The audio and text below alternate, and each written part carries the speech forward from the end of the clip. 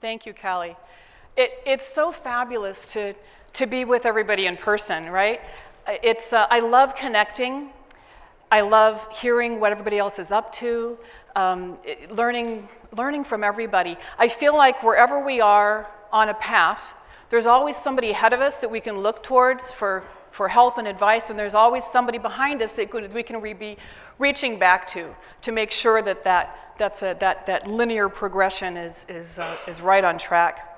So thank you to the Product Marketing Alliance for making the space for us to get together.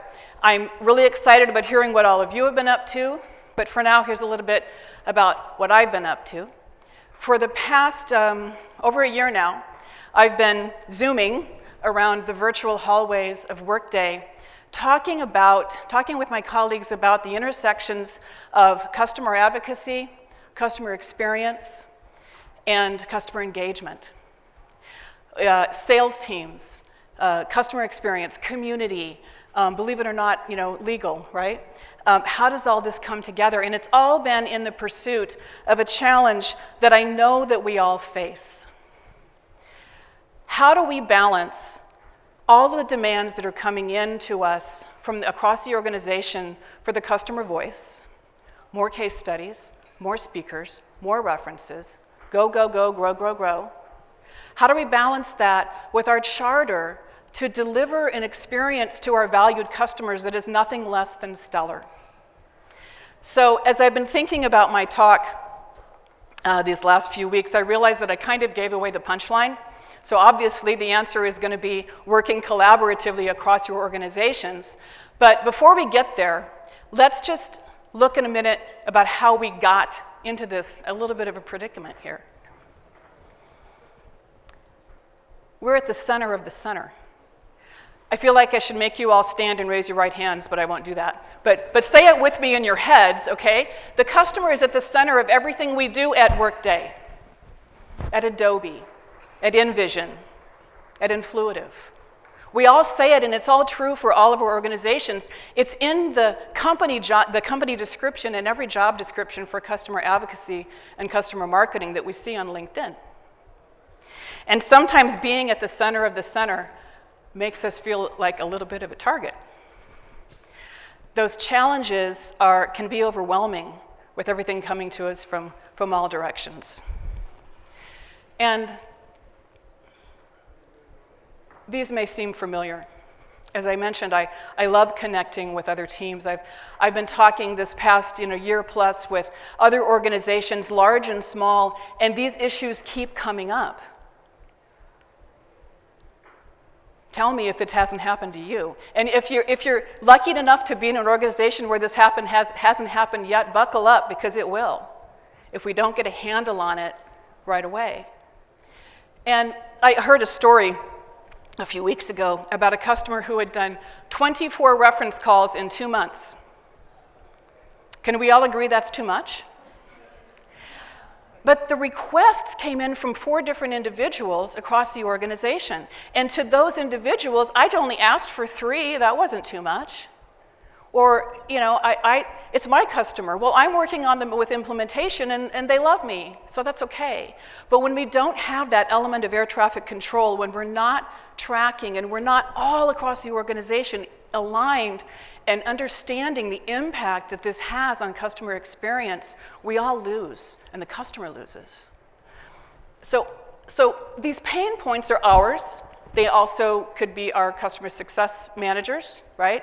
The pain points are felt by individuals across the organization, by teams across the organization. But the ultimate pain point is our customer experience is at risk. And that is the organizational issue. So when you're looking for, how do I bubble up, this to leadership, what's the importance of why, I can sit in my cube or in my home office and go, oh my God, how am I going to fix this? But you're experiencing a single pain point that's part of this bigger issue. And this bigger issue of customer experience is where we all need to be focusing with others in our organization. Why can't we fix it ourselves? Because it's not ours alone to fix. we all share the customer, and maybe it's clear in your organization who owns the customer, but in most organizations it's a bit fuzzy. It can change depending on where the account is in the customer journey. And ultimately, again, here's like giving away the punchline. Of course, the answer is that we all have to work together. And what also makes this a little bit fuzzy is all the things we're asking a customer to do, is this all advocacy? If we decide that in customer marketing or customer advocacy, the things that we decide are advocacy are reference calls and webinars and case studies, and that's advocacy. And if somebody else is asking somebody to come in to speak to their internal team, we may not see that as advocacy, but what does the customer see? What's their perspective? It's not their job to differentiate between what this person asked and what this team asked. I love this quote from Ari Hoffman. Ari can't be with us today. He was happy for me to pass this on to you. I heard him say this in a LinkedIn Live conversation a couple of months ago. It really puts things into perspective. I mentioned earlier this project that sent me on this zooming around Workday journey over the last year or so. And it was born from a realization and an acknowledgement that we ask a lot of our customers. They love us, but it's still a lot, especially during COVID when we were shipping out video equipment to customers' homes and asking them to sit through tech checks one day and then get ready and do a video interview the next day and then box it all up and send it back, and that's a lot. And they did it. So we thought, we need to formalize how we are recognizing, thanking our customers. So we, like so many other organizations, immediately went to, okay, rewards program. How do we put a rewards program into place, and what does that look like? But what we first had to ask ourselves is, why are they doing it now? Because they were, and they are, without a rewards program. So to find the answer to that, we talked to our storytellers who are working with these customers every day, said, what do you hear from your customers about why they're participating in this?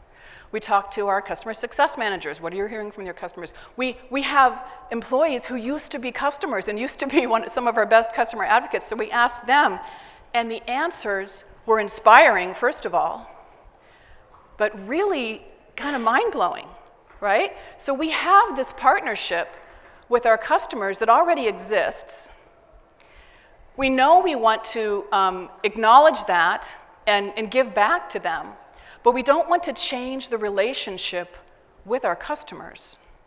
So if we embarked on a rewards menu that said, if you do a case study, you get this, that can start to shift that relationship. And that's not the way we want to do it. So we really had to think about how to structure this program. And even if we knew even if we got all of that right, we still don't know if it's the 5th call or the 25th call that's going to bring it all tumbling down. And what we realized was that the answer was really right in front of us. We were already doing a good job of engaging our customers, giving value, listening to them, understanding what was important to them. The only problem is that it wasn't scalable. So the cut to the chase, we got through all of this, and I'll tell you in a minute about that process. We are going to be piloting an Influitive program in this fall. And the Influitive team is here. You met Dan earlier. Go visit them in the hall because they're fabulous. They have a lot to offer. But the technology is only part of the story. The real story is what you do with it and how you build your program and how you work across your organization to build something fabulous for your customers. And so we are leading with that engagement, scaling our ability to engage customers and find out who is interested in doing what. We are scaling our ability to provide value provide value back to them, to keep it going consistently, and yes, to recognize them for what they're doing. So that's a tall order. Lots of change management. And it requires, of course, back to our punchline, cross-functional collaboration, partnership, alignment across the organization. So we need to be co-creating the content and the workflows and the reward structure, all within the constructs of security and privacy, ethics and integrity. So for us, that's a tall order. Now, I implemented a very similar program in a much smaller organization, a couple of different organizations actually, and it can be a little bit simpler when you're in a smaller company than Workday. You can go across the hall and talk this out. Probably it won't take a year. But the process, the steps are still the same, right? Even whether it's a large organization or a small organization. And the good news is there's safety in numbers. So there are teams and people across the organization that are going to align with you, that are going to go yes when you come to them and talk with them about your common pain points. So can this be done? I think it can. We're going to paraphrase Margaret Mead here.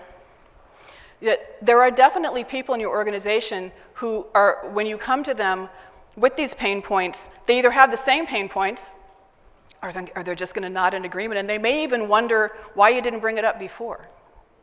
So as the center of the center, I do believe that it's our responsibility and our role to bring up these issues to the rest of the organization and spearhead that alignment.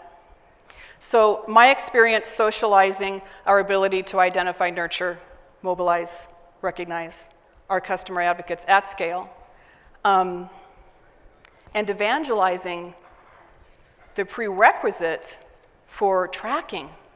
Can't reward what we can't track, right? And that's the driver of that biggest pain point. Some of the reasons that that's been successful is because we led with value. When we embarked on these discussions, socializing this concept across the organization, we listened even before we got there. What's going on with those teams? What are their pain points? What's important to their leadership? What's keeping them up at night? Identify what those shared pain points are, and help them navigate unfamiliar territory. Now, I'm in a large organization, so this happens to me where I'm going to a team in services or training, and we're growing very quickly, and they may say, well, man, what's happening over there? Is this part of this organization now? So that may not be your situation if you're in a smaller company, but customer marketing and customer advocacy can be largely misunderstood, right? We have this discussion all the time, what is the difference? And it may be different in your organization, and you may be across the table from somebody who just came from an organization where it meant something entirely different. So set that stage and explain simply, repeatedly, what you do and what that adds to the value, what that value adds to the organization. Be clear. Explain what you do, simply and repeatedly. And know what you want, and don't be afraid to ask for it. Explain why it's important and the benefits of how we can work together to achieve this. And you're in this kind of vulnerable position, right? You're opening yourself up. You got to set your own boundaries, right? We're not trying to boil the ocean. When you go out and meet with sales, they're going to have all kinds of ideas of what you can do, right? So you need to know where your boundaries are and respect yours, respect theirs. And as you find these intersections between what's important to you, what's important to them, start to work on these shared goals. Especially if you have a formalized OKR program or transparent KPIs across the organization, because when you collaborate with other teams to solve these common goals, that work bubbles up to the leadership across the organization, and they can clearly see how you're contributing to that customer experience risk issue, alleviating that risk. So is it easy? No. Will it happen overnight? No. Can it help customer experience? Yes. Because what you'll end up with is a circle of internal partners that each bring their puzzle to your table. It's no mistake that I actually picked the table image, because we hear that a lot, right? How can we get a seat at the table? How can we raise the visibility? How can we make people see the value of customer advocacy? Well, in my experience, we got a resounding yes all along this path. We got a resounding yes when we got to leadership decision makers because we had already ticked all the boxes. Every question they asked, we had an answer for, from services to training to legal to accounting. And so it took a while. It took some patience. It took a lot of partnership. But we were able to be confident then in our recommendation, in our path. So being at the center of the center, we just took on that role. We just grabbed it. And so I'll leave you with this, in answer to that, how can we get a seat at the table? Create the table. All right? Thank you so much.